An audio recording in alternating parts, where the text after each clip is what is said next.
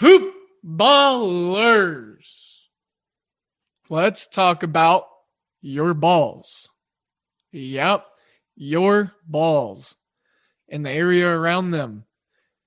Let's talk about manscaped.com. Go there and use promo code hoopball20, HOOPBALL20.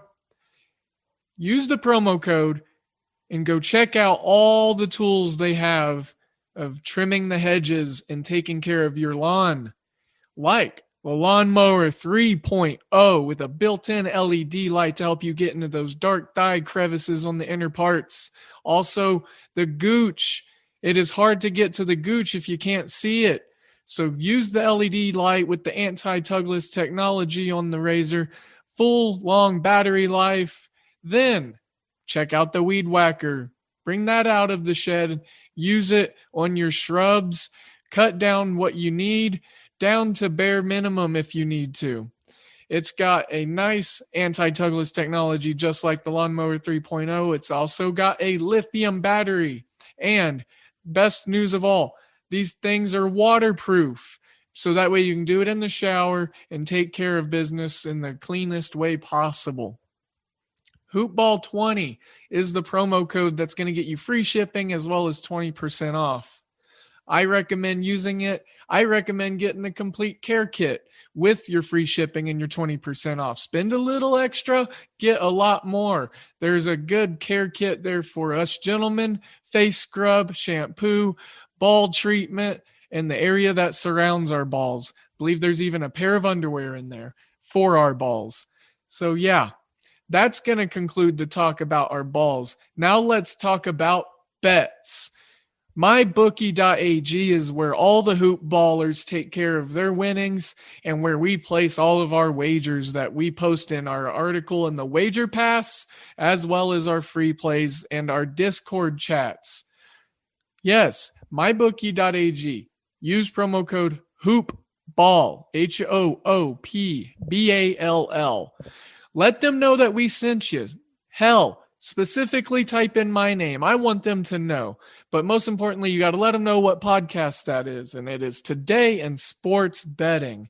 You let them know that we sent you, and then we as a family get to grow. And then we get to set you up to reap more benefits. And that is what's important to us because we are here to help you win money. And that is why we recommend MyBookie. Their slogan is bet, win, get paid. And it's quite simply that easy. Use Bitcoin to get going. That's a high recommendation of VM Center at Vince Miracle, our guy. It's a recommendation of me. It's so easy. Dan Bespris, the Podfather, Aaron Bruschi, the Godfather, they get in there, they get going with Bitcoin, they get their money in and out, and it's easy peasy. Hoopball's the promo code. Use that. Let them know that we sent you. MyBookie.ag. Bet, win, get paid. Now, as a podcast, we have your balls and your bets covered. And without further ado, we have Today in Sports Betting. The following is a Hoop Ball presentation. Hoop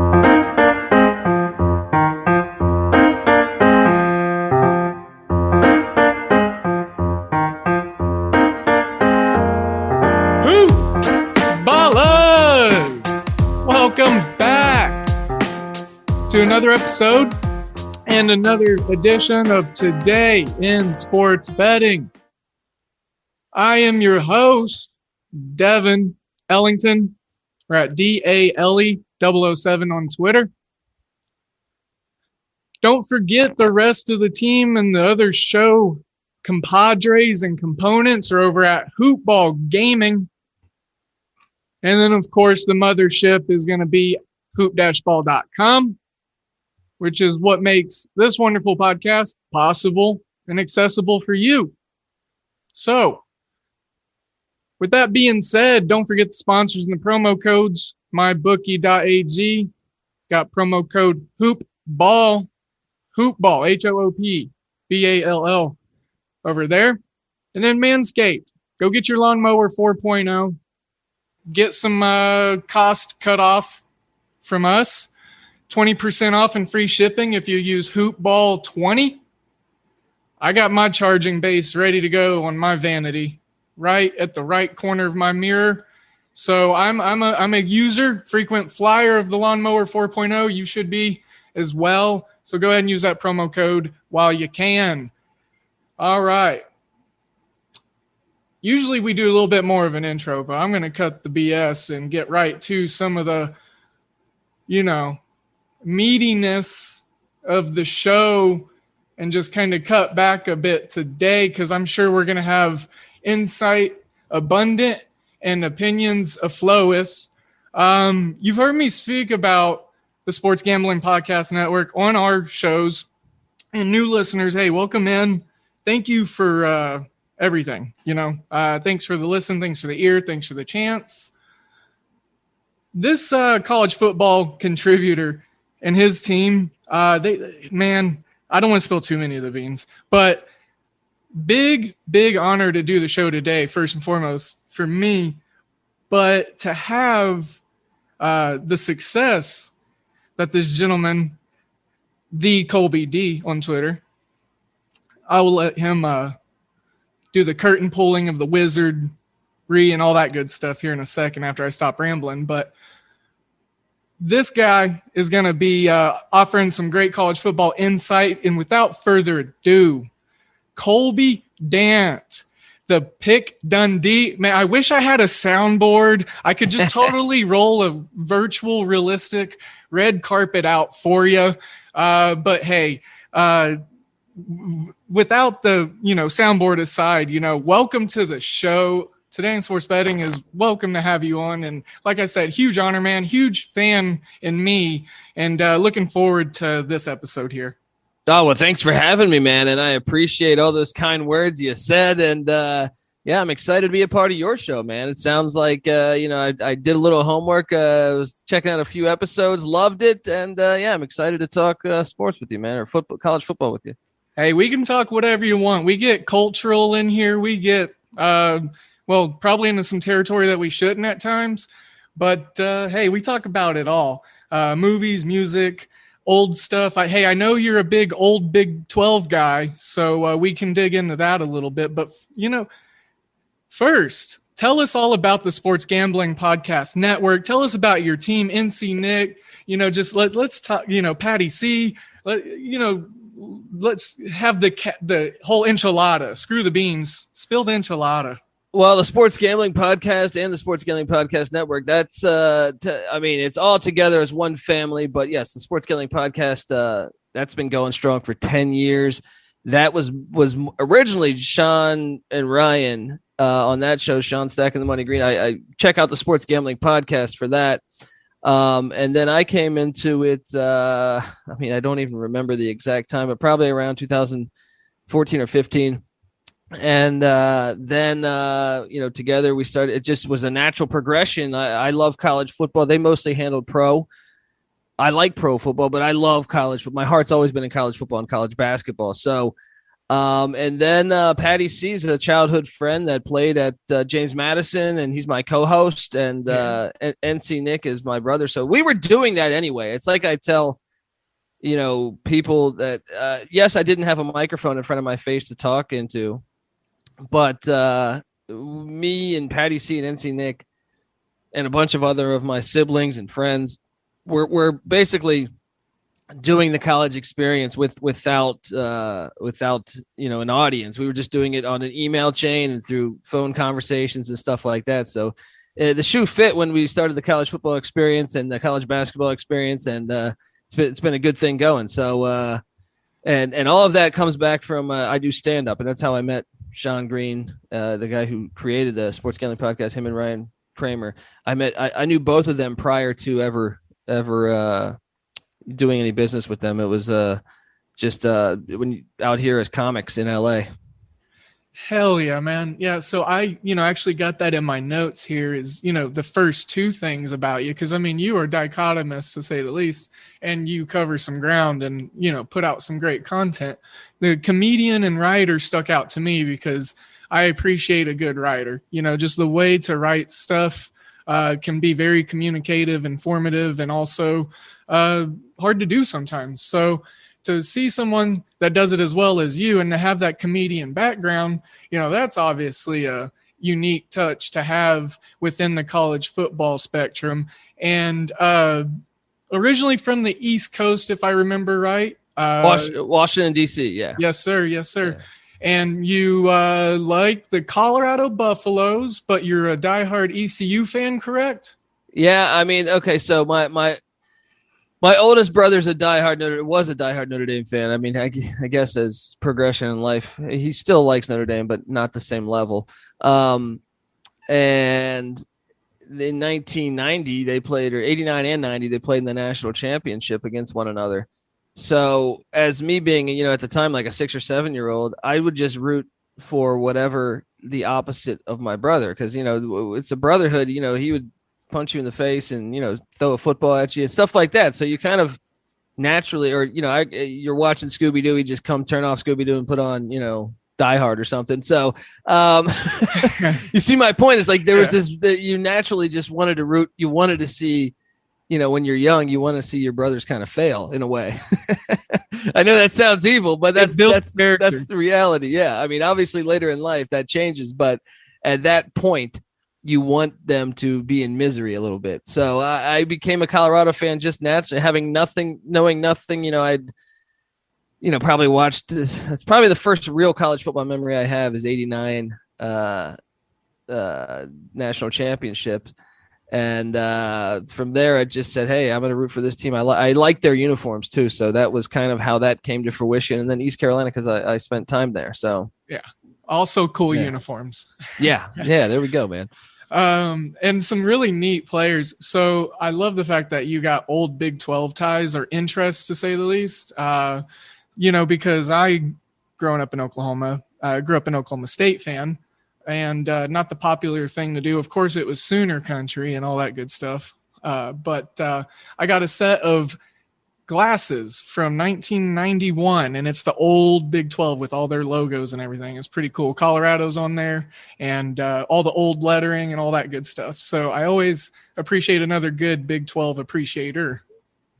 Yeah, I mean, to me, it's a shame that I don't even understand it, how that came apart. I mean, I know I can read the stories and stuff like that, but it makes it unfortunately, it was like, it's like we had Larry the Cable Guy on the show recently, and he said it's all about the money. And he was talking about how Nebraska went for the money, and by doing that, they really hurt their football program. And I agree. I mean, Colorado, Nebraska, and A&M are supposed to be in the Big 12 to me, or not. I get it. The Big 12 didn't last. They weren't 100 years strong. They started in 1996, but before that, it was the Big 8, and I appreciate the Big 8. And Texas, in my opinion, Texas and Texas A&M should be playing every year. Nebraska and Oklahoma should be playing every year. Colorado, Nebraska should be playing every year. And I'll say this, I don't know how old you are, man, but in the late 90s, I really felt like from about 96 to probably 01 or 02, I thought it was the best conference in football.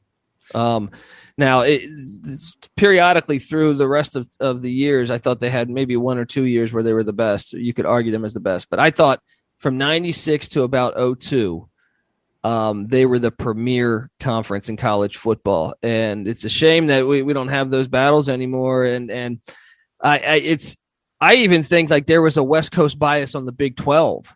If you go back to 1999, and I'll argue this with anybody, they put Virginia Tech and Florida State in the national championship, and I thought Nebraska was the best team in the country. And I grew up rooting for Colorado. I hated Nebraska, but I thought they were the best team in the country. They were at 11-1, and they beat the only team they lost to in the Big 12 championship. And most conferences, only the SEC and the Big 12 had conference championships. So right. Virginia Tech represented the Big East, which was just a laughable conference, in my opinion. They were undefeated. They had Michael Vick, but you want to talk about proof that there's a West Coast bias, or not even West Coast, but going West. I'm still mad about that. I put it like that. I'm like, this is ridiculous that Florida State in the ACC, which wasn't very good that year either, that would be the equivalent of like Alabama last year or Alabama this year if they ran the table in the SEC. not, or if they let's say they lose to Auburn, but win the SEC championship and not make the not be even talked about for the national championship. It's pretty ridiculous in my opinion. So I hate to give Nebraska credit, but I got to do it there. But no, the Big 12 was great, and it's a shame that I mean, look, I still enjoy it now, but I do think West Virginia just doesn't fit in, and I don't mind the TCU edition, but yeah, it's a shame that the conference doesn't have the old teams, in my opinion. Yeah, it's got a certain heartstring connection to it. One of the first things you brought up was A&M in Texas. Some of my favorite Thanksgiving memories was watching that game at like 11 a.m. On a Thursday. I really liked watching those games growing up. It's funny. I had the same thought. Sounds like you got a couple more years on me, but we don't have to date each other age-wise. But I wish I had some of the college football memories that you have, is all I'll say. And, I'm looking, and it's funny. I got my Phil Steele magazine open right now, and like I had it open before the show because I was actually looking at this team. Nebraska. It's so crazy that you said that. And I had highlighted the Oklahoma game, September 18th. And very, very neat and nostalgic that we're actually going to get to see that this year. Yeah, I mean, and they tried to get out of it. I don't know if you know that. They tried to get out of it. Yeah. But I think more so them trying to get out of it was the fact of the expectations of them to make a bowl. I mean, I think that's ridiculous that they were trying to get out of it. But I am glad to see that back on the schedule. I mean, those games, man, were very fun to watch throughout the years. And, I mean, I remember whether it was Oklahoma and Nebraska in the 80s or in the early 2000s or probably early 2000s, because Oklahoma kind of struggled in the mid 90s. But then Colorado, Nebraska too. I mean, that was one that was like 1 versus 2 a lot of the 90s, and same with some of those years with A&M. So yeah, I'm glad to see that game back, but it still should be one that should happen every year, if you ask me. If I know college football would never have a commissioner. There's too much just chaos between conferences and stuff. I mean, in a perfect world, there would be a commissioner, and I would make games like that mandatory. Texas A&M on Thanksgiving, mandatory. Pitt, West Virginia, mandatory. Colorado, Oklahoma, mandatory. Colorado, Nebraska, mandatory. So yeah, I'm excited to watch that. I think it's a big year for Nebraska, and I'm actually, I don't know, I mean, I'm actually more so than my co-host. I think Scott Frost is going to have a better year than most people are projecting. Yeah, fourth year, obviously, with the weird COVID situation last year, kind of stunted everyone. But, Scott Frost probably got a little bit more than that. Obviously, Martinez coming back is huge. 10 defensive starters returning. So, yeah, man. And I like where your head is at with the commish. Hey, I would endorse it. I've heard your takes on the removing the NFL stadium BS out of all the college football spectrum. Like you said, those games should be played in traditional good old college football facilities, stadiums. Yeah. Oh, I mean, the neutral site games have been just to me, I can't stand them. Like, they're corporate NFL games. Why did I get in why do I love college football? If the layperson asked me, why did I fall in love with the sport? It's because it's everything the NFL's not. You will see schematic. NFL's a copycat league. Maybe back in the 70s or 80s was it innovating, but back in the 90s, when I tuned in, or 80s, whatever, you would see the air raid against the triple option. You would see all these different Spurrier's fun and gun, against run heavy LSU back in the day. So I mean, that's part of the fun, but also the college experience. That's why I called it my podcast, the college football experience, is because that's why. I mean, a game at Penn State or Virginia Tech or wherever, all these great places throughout America that football, the crowds are They're not like NFL games. NFL games are corporate. To me, it's almost like going to a corporate party, and college football has no place in that. College football is about, the history and the passion of these fan bases that have been there for a long, long time. And I want to vomit every time I see these games. Like Clemson, Georgia is a good rivalry. Don't play that in Charlotte. Play that on their home campuses. Even Miami, Alabama. I mean, they're not rivals, so to speak, but they played in a national championship. So that you could key in on that game, but you put it in Atlanta, can't stand it. There's not one that I'll endorse, really. There's really not one. I have a bold take on this, but and another thing is I don't believe, call me crazy, but football started a long time ago with the University of Rutgers, and it was designed to be outdoors. So I don't believe, I think it hurts the fan experience. If you've been to a game in a dome, I think it sucks. And I think from a viewing standpoint, I think it sucks. And I think the elements being involved with football is the way it was intended. So I have a bold take on all of that stuff. So I get it. Some people really disagree with me, but at the same time, I think it hurts college football, these neutral site games that are always in domes, more than it helps it. I'm definitely not into domes, just kind of like you are. So, some of the best college football stadiums, are the old, nice, just like you said, we'll tie it all to Rutgers, just that old bones historical aspect. So, man, and just imagine the players of Clemson and Dabo in front running down the hill to come face Georgia, dabbing up the rock, like knowing that at the bottom of the hill that they got to defend, they're pretty much like charging into battle against their foe, against Georgia. Yeah, or like, between the hedges. I mean, these are two of the greatest I mean, it's disgusting to me. You put this game on, and that one's even outdoors. That's not even a dome game. But I'm just like, I'm not on board, all right? I went and saw I've seen enough of these games. I've whether it's through via television or just being there in experience. I went to Boise State, Virginia Tech. That was at FedEx Field in Maryland. They should have played it at Lane. I mean, it was a great game. It was on the field. It was a great game, but it should have been at Lane Stadium or on the Smurf turf, in my opinion. Mm-hmm. Oh man, college football just right around the corner. New listeners, this is Colby Dant at the Colby D with the college experience. In case you missed it earlier or you fast forwarded when you shouldn't have. I mean, you shouldn't in general, but anyways, yes. We are talking college football and just pretty much like the process and the success that Colby's had getting into this atmosphere in this industry, which can be very volatile and tough from time to time. So I think it's important, and everyone can say what they want, but a process overall, you can have a process based around chaos, but as long as you got a little bit of a process, I think you're going to be all right. Now, this is my first structured question, Colby. We just kind of been shooting the shit and been having fun, so I kind of got off track. Didn't expect to have a nice take on old Big 8, 10, and 12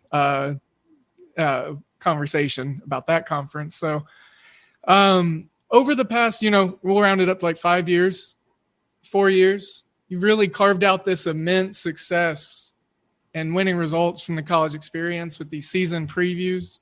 So with so much information within college sports, how strongly do you feel it is to have a process in place? And if so, how is it that you stay true to your process that you've put into place?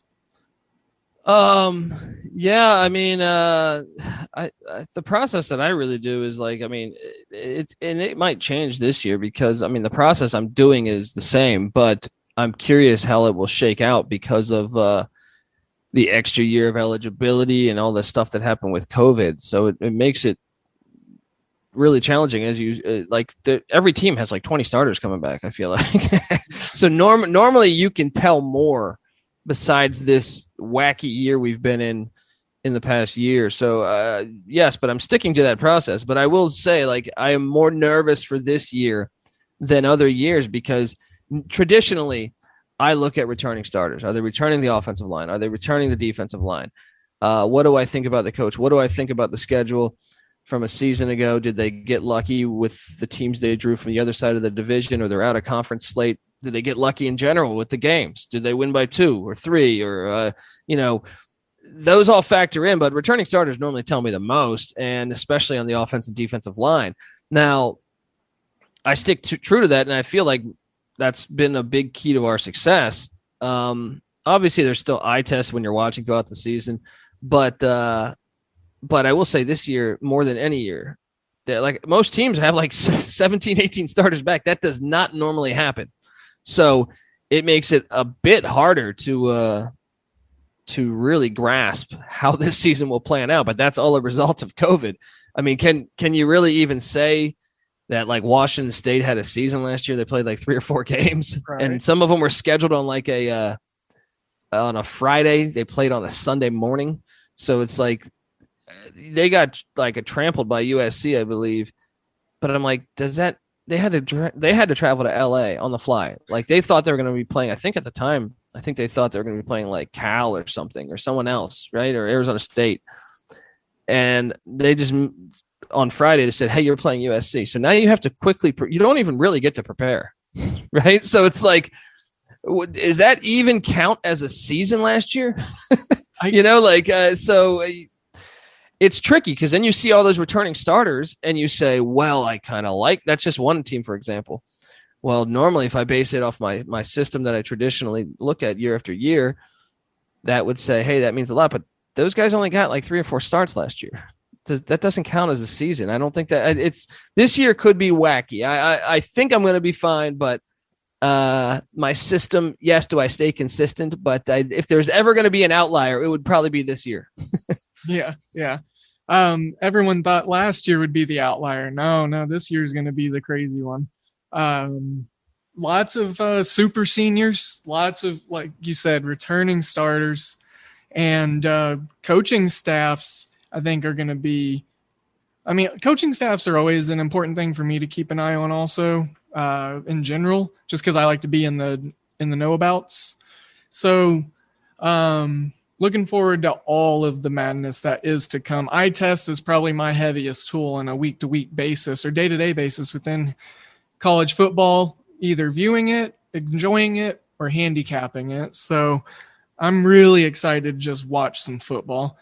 You touched on schedules there in your answer real briefly, Colby. And I've got a note down here and I transcribed it through, I've referenced it a couple times now. It's no secret, but Phil Steele's magazine. It's great. I love it. And I've got some of the easiest schedules written down, some of the teams towards the bottom having the 125th through 130th hardest ranked schedule. And there's some teams in here, a group of teams in here that are interesting. UT San Antonio, the Roadrunners, 125. And then going on down, we got Boston College, 126, Florida International, 127, Kentucky at 128, which Kentucky plays 2 Sun Belt teams, if I'm not mistaken. Northwestern at 129. And then, of course, I love Coastal Carolina. I love these Teal Cocks. 130, the Chanticleers on the easiest schedule per Phil Steele. Any opinions on any of those teams in there, Colby, or do you have a hot take on any of that grouping? I could talk trash about Kentucky's. I agree with a lot of the other. I think Boston College could have a really good year if considering if they can win some of these somewhat 50-50 games. Schedule's not really challenging, so I expect them to have a good year. But Phil Steele has his thing, and he's great. I've been a fan since the 90s. But I also released my top 10 hardest schedules on sportsgamblingpodcast.com. So check it out. Sorry, I got to shamelessly plug. But by all means, of course. The Kentucky Wildcat one. It's one Sun Belt team and one former Sun Belt team. So it's Louisiana Monroe, and they're one of the worst teams in the nation. They're on UMass level. Now they're breaking in a brand new head coach in Terry Bowden, which I think was a good hire. but it's going to take time, and that's the first game of the season. So that game's disgusting to me. And then the real one is they get New Mexico State. And look, I don't know what. For some reason, the SEC loves to schedule New Mexico State. They're an independent, and they played in the FCS spring season this past March, and they lost to Tarleton State. If memory serves me correct, I think by 26 points. I could be. It was in the 20s. I'll say that. And Tarleton State was very new to the FCS. The season before, they were in they were D2. Just to give you an idea, and I believe New Mexico State plays back-to-back weeks at Alabama and at Kentucky. I just find that like, come on. And this is look, I get it. The SEC East the SEC West. That's another thing. Is Kentucky plays in the SEC East, so they really have, like, to me, that's a laughable schedule. But the SEC West is a really hard conference, or division, I should say. And but at the same time, like I saw Nick Saban giving a couple years ago talking about fan attendance is down, right? Mm-hmm. When they're playing the Citadel or something, it's like, well, why do you think, right? Like, I mean, come on, man. Like, I get it. Your team's unbelievably talented, and I'm not trying to come at Bama fans. You're probably the best team in the nation this year too, right? But the reality is no one wants to see that. I wouldn't pay $10 to watch that. I would not pay $10 to watch that. And then you got to think about, you're missing all the other games. You got to drive to it. You know, like it's expensive for the beers if they're even selling beers, but then there's it's a big process. And I just think it's hilarious that he was outspoken about it, saying, "Well, we need our fans for every one of our games." I'm like, okay, well, don't schedule New Mexico State. If you replace New Mexico State, a UCF would jump on that. A Memphis would jump on that. A Houston, you'd find someone, right? That's decent. And Bama would still probably win by 28, but at least the fans would say, well, Houston's sitting here at 7-1. Let's go see this thing. You know, like I just find those schedules ridiculous. And a lot of times, how about this? I know I'm going on a tangent here, but the committee has stated that winning in November means more than winning in October and September, right? Uh-huh. Yeah. So tell me, why do they state that, and then they let the SEC schedule an FC? Like, if you look at it, Kentucky plays New Mexico State in November. Alabama plays New Mexico State in November. I want to say Louisiana Monroe plays LSU in November. So they load the deck, in my opinion, on the games in November. And I mean, I don't know if I should blame them, or I should say other conferences need to do this. So, but I'm just saying, like, if you're on the committee and you see LSU playing ULM on November 20th, Texas A&M is playing Prairie View on November 20th, right? Ole Miss is playing now. Actually, Ole Miss did it right this year. They got Liberty. They probably scheduled that ahead of time. Yeah, they're Liberty that part of the season. Oh yeah. But Mississippi State is Tennessee State. Eddie George is year one. But I'm saying, like, that's November 20th. A lot of these games, to me, you sit there and you say, "What the hell is this?" I mean, Charleston Southern's playing Georgia. Wow. You can go team by team on this and say, what? Well, you're saying these wins in November mean more. Well, the other conferences are risking more then, because why would every conference not do this? Like I said, I don't know whether I want to blame the SEC or blame the committee, because I feel like the committee should sit there and say, no, they should be doctored for this. You know? Absolutely. I agree. I mean, you see these other conferences in the middle of, like, in the muck, just going through the brute challenges of conference season, and you got people just shelling people out left and right, just round robin, just kicking the shit out of each other. And then you got, Georgia, like you said, playing Charleston Southern, and it's crazy that's schedule wide, and it's almost like a bye week, or maybe a way to let some development of players happen for the whole conference. I think it's better than a bye week, because if Florida plays Samford on November 13th, if you win 70-0, it's still an impression being made. You won by 70 points. Mm-hmm. So those people in the committee say, hey, this team is looking great. Even if it's Samford, they're saying, oh, they put up 70. You know what I mean? So it's like, what? I just don't understand the lot. I've always had a problem with it, though, because I as much as I love college football, it has been about the dollars. And, that's the dark side of college football to me.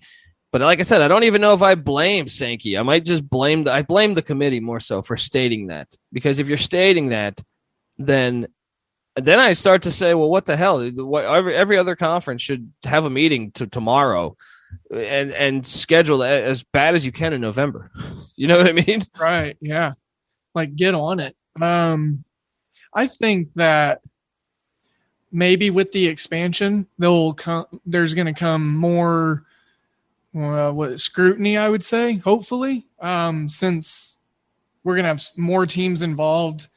And I would say hopefully different perceptions of some of these smaller teams and people that we advocate for, like Liberty, and Coastal Carolina. Imagine those teams being involved in a 12-team playoff. The Cincinnatis, the Houstons, the Boise States, and the crazy fluke teams that just come out of nowhere. I mean, that should happen, right? I mean, this is America, right? We give everyone a chance, right? Options. So you got to fake it till you make it, and or something like that. Make it, then fake it, I think is what a lot of teams do in the college football playoff sometimes. And we're going to see, hopefully, just kind of like an overall balance. I feel for it. I feel for college football. It's in a pretty peculiar spot right now. Obviously, you can tie a lot to that with, last year, but change was to come inevitably, I believe, in this game. And I'm just glad that most of it's trying to stay true to what it is. Less domes. We don't need any new construction of dome stadiums. Exactly. Syracuse, please go back to that old outdoor stadium you played at in the I don't even mind one dome team because I think it creates like a weird identity. But the NFL, like, they're talking about making Soldier Field a dome. That's goodness. If I'm out. Yeah, that's what I say. I'm like that is it. George Halas is rolling over in his grave. Ugh, dome? Are you serious? It's too cold. That's what all the NFL players are saying. I mean, that's the best thing about the 12-team playoff. I mean, look, I was shocked when they went to 12, but I've long lobbied that. LSU, their last two national championships, they've played in pretty much their home stadium. I mean, at the Superdome, which is 45 minutes or an hour from Baton Rouge. That's an advantage, in my opinion. You know what I mean? Like that, it should be. That's why I hate the bowls. Death to all bowl games. All of them to me. I would get rid of them all. All of them. I'm okay with it. I'm okay Really? with getting. Yeah, I mean, look, if you want to make the Rose Bowl the national championship, sure, sign me on board. But to me, they hold too much power and they ruin a lot of. It's funny that they say keeping the tradition. I say, in a weird way, they kind of hurt the tradition of college football. Like I think you look at it and say, well, because of their power, we haven't gotten to a fair system where great fan bases have been neglected. You know what I mean? And it's not right. And if we were to apply that to any other sport, then maybe USA never beats Russia in '84 because they never play. App State never beats Michigan. And I mean, that was a regular season game. Whatever you want to do, Jimmy Valvano, the NC State, any upset in the history of sport. UMBC, Virginia. Yes, exactly. I mean, you can just go one by one. I mean, the Patriots losing in the Super Bowl to the Giants in 2007. That, and I know the argument. They'll say, well, they were the best team. I don't know. They play in the AFC East. That's been terrible for a long time, and especially during that era. So I don't necessarily agree with that. And I think everything should be proven on the field, not in a classroom or some type of committee or something. So I'm very anti-bowl game, though. I like, to me, it's like I'm excited at the thought of seeing a playoff game in Madison, Wisconsin. I thought that it's already for 100 years has favored teams in specifically really like Florida, Louisiana, Texas, California, probably. I mean, I know that the Rose Bowl is probably the only key one in California, but so the games, there's one in Arizona. I know Arizona and Arizona State would never play in that. And that's probably their fault.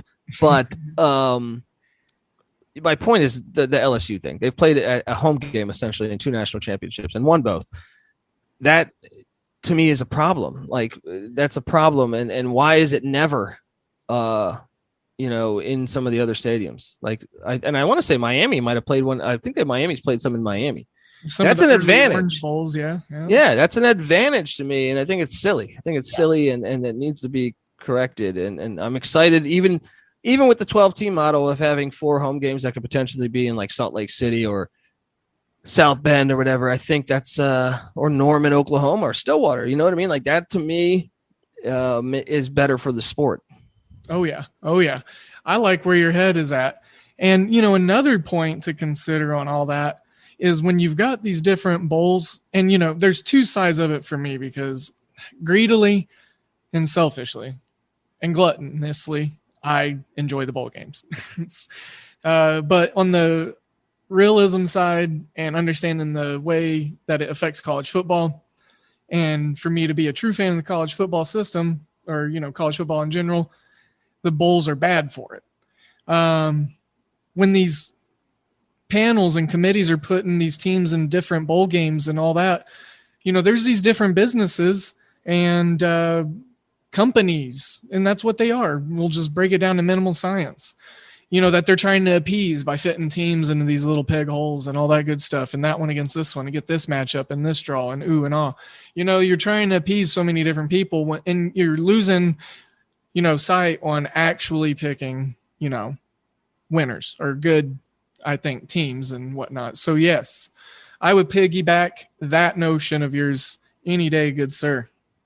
And look, I'll still watch the bowl games because it's football. You know what I mean? They could put, I'll watch any type of football, man. But I just think like it's a loaded deck too. Like we saw, I think under Leach was at Wazoo one year and they went like 11-2. Yeah. And they put like a 9-win Florida team in. And I forget the name of the bowl, but my point is that that's another thing is that's what I think of the bowls is because I always forget the names of the bowls, of which ones. I mean, I could name off the bowl games, but I don't remember which team played in which one. But I just think that they like last year they could have easily paired Oklahoma with A&M, right? Yes, we all would have wanted to see it. It was a Big 12 throwback. They don't do that. They put North Carolina with A&M, and they put Oklahoma with Florida. I just thought, like, North Carolina should have been playing Florida, especially if you look at the records. Oklahoma should have been playing A&M.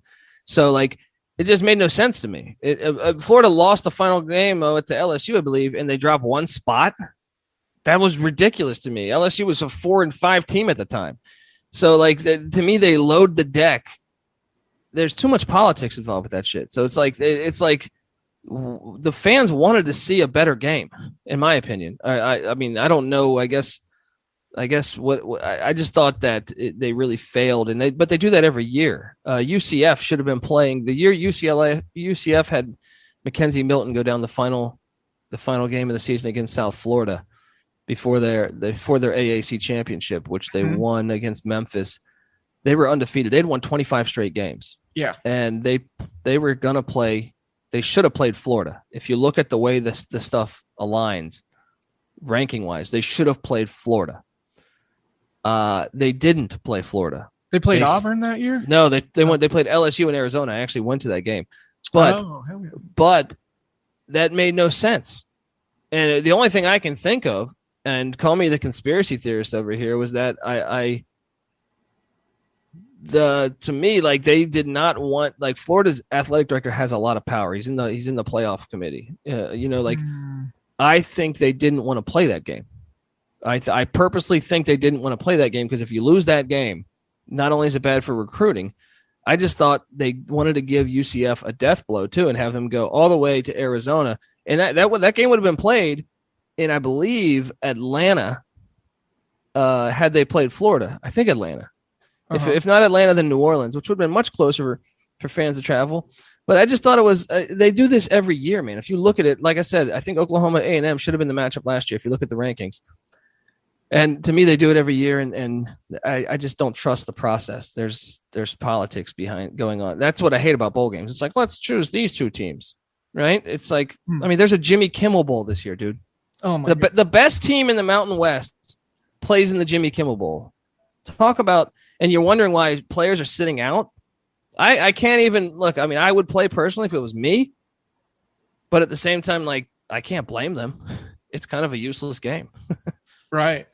Especially if you've got NFL talent, or aspiration. Like, you're just one freak, jumping of the snap play off of, your Achilles popping. Like, I mean, it happens to the best of conditioned guys and athletes, and it's just minimizing risk essentially. And, you can't blame it, like you said.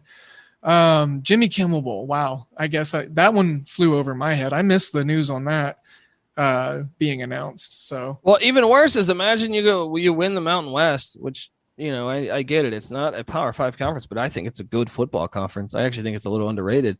Mm-hmm. And that's your reward. Yeah. You know what I mean?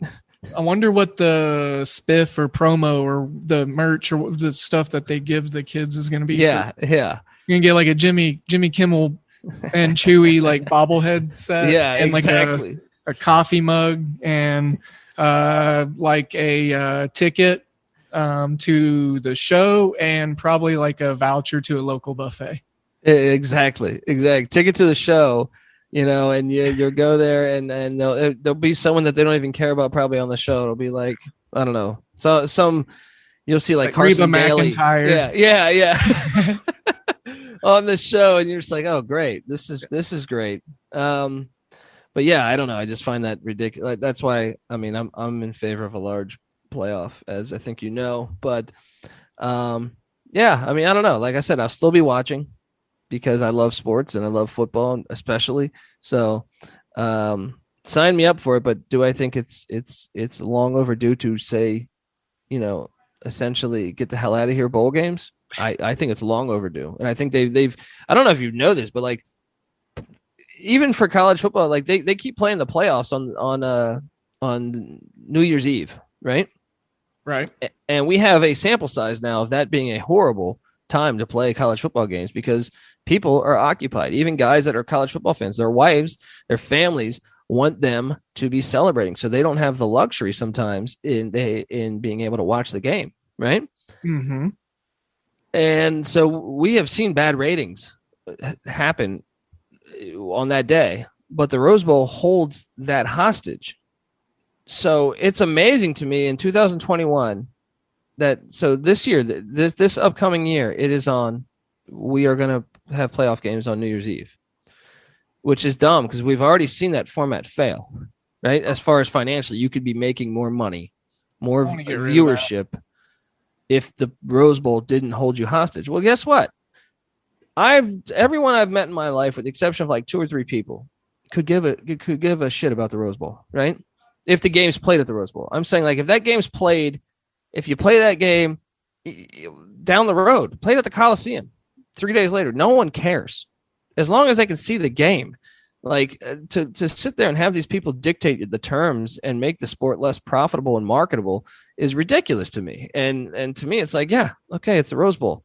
All right. You want to be like this? You don't want that game and that tradition? Well, guess what? We're a gigantic enterprise, essentially, college football. Let's show them our power. Have fun with your parade. You know what I mean? Like, right. So I don't know. I've always hated that. And once you learn more and more, I feel like I went probably 10 years ago or 15 years ago, I didn't realize that they hold that much of a stranglehold on college football. And I say, why? At what point do you just? I mean, that's why I'm excited about potentially what could happen. And even if we go to the 12-team playoff in 3 years or 2 years, whatever they're saying, yes, the bowl games will be on board from what I understand, but there's a high chance of once that contract goes out that they could be like, hey, I don't even think about a high chance. I think there's like a 50-50 of them being able to ditch the bowl games. And I would support that 100%. We had success before them, but definitely have had some exciting ones, but just because of circumstance and they were part of our existence as college football fans. But I mean, hot takes all over the place, and I agree with all of them. I was fearful that having you on the show today might create like a little bit of a Twilight Zone complex, because I've been listening to so much of your show lately, getting ready for college football season. But yeah, no, I mean, it's an exciting time frame to move into. I think even at minimal expansion, the basic college football fan is going to look at it and say, wow, this is what we've been missing. Like these potential matchups, like even if we just go to a 6 or an 8 team. And I've always just been a proponent of, 6 teams, like give us the Power 5 champs and then throw in a wild card in there. I'm sure it's more complex than that, but if we can get there, we can probably get to 12 and so forth. So, of course, if you run for college football commish and they create that position, I believe you've got a movement here within the hoopball community, and I'd be more than happy to maybe handle your campaign. I don't know. Don't hold your breath, though. on their terms, yeah. Well, Colby, I'm going to go ahead and get us on to the outer parts of this show, just for the fact that I know you are super busy, and selfishly, I want to listen to more college football takes from you. So I'm going to let you record more of your shows. So lastly here, guys, remember that this is the Colby D, the Pick Dundee. Again, I wish I had the Dundee music for you. But you can find him sportsgamblingpodcast.com, host of the College Experience, wherever you find all of your stuff. And as far as podcasts, Colby, hey, I want you to plug away here, like I mentioned off air, and I'm glad that we were able to do this, and it was a huge honor, as I say, for the 8th or 9th time. Should have taken an over-under bet before we did the show. No, thanks for having me. And if you can, subscribe to the College Football Experience, or if you're a college basketball fan, College Basketball Experience, but really the Sports Gambling Podcast. The Sports Gambling Podcast Network. Go to sportsgamblingpodcast.com. We also have the SGPN app. You'll get all of our content there, because really, like, yes, I host the College Football Experience, but if you get the SGPN app, you'll get it's free. You'll get all of our picks for free, and all of our articles. There's articles written on not only by me, several different writers covering college football and college basketball, and actually every sport. We just had someone cover the hot dog eating contest.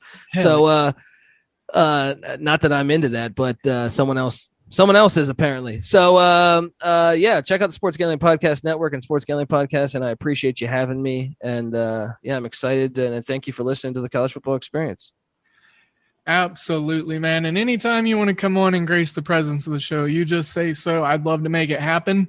And looking forward to this college football season and having your content to listen to throughout the whole thing as I, do my show and gain inspiration. So listeners, huge show today. I hope you enjoyed.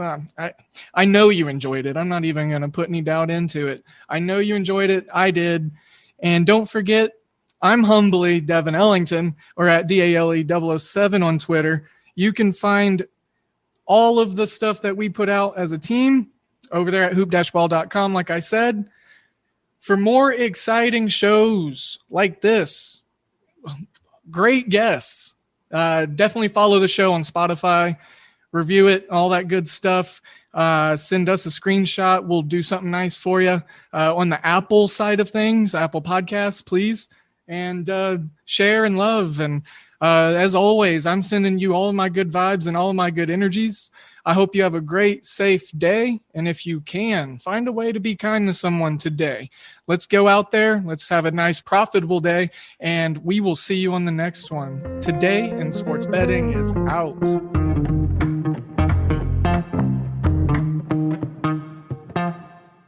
This has been a Hoop Ball presentation.